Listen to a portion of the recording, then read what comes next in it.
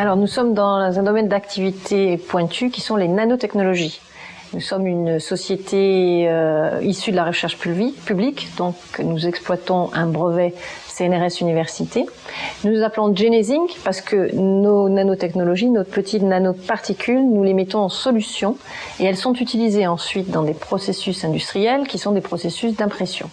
Alors ces processus d'impression sont très intéressants pour nos clients parce que ça permet de faire de l'électronique imprimée, qui est notre principal marché, à bas coût.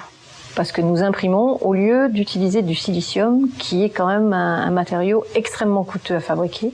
Parce que vous allez faire plus avec moins. Aujourd'hui, pour la première fois dans l'histoire de l'humanité a à faire face à une pénurie. On a des matières premières qui ne vont plus exister demain et on le sait. Donc tout ce qui est électrode transparente. Donc quand vous voulez faire de l'électronique transparente, typiquement les écrans capacitifs, c'est-à-dire les écrans tactiles, il y a dessus une électrode qui est transparente. Le matériau qui sert à faire ça, en 2020-2025 maximum, il n'y en a plus sur Terre. Donc il faut le remplacer. La seule façon de le remplacer, c'est des nanotechnologies, dont nos produits. Voilà.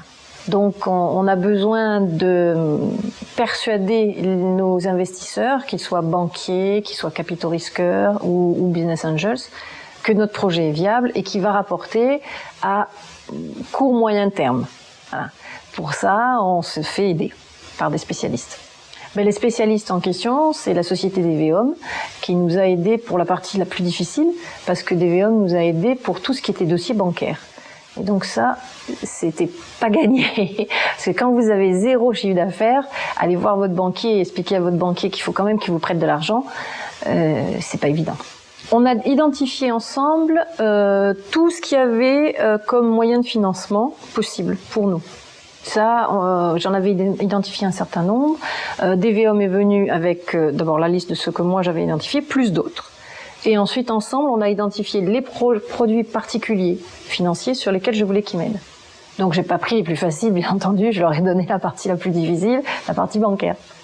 Honnêtement, les dossiers bancaires, je crois pas que je les aurais eu toutes seules. D'abord, ça, c'est sûr, j'aurais pas su le faire. Non seulement ils m'ont fait gagner du temps, ils m'ont ouvert des possibilités, mais en plus, moi, je pense pas que je les aurais eues. Et jusqu'à présent, je faisais. Mais maintenant, moi, je fais du business. Je suis pas là pour faire des dossiers. C'est pas mon job.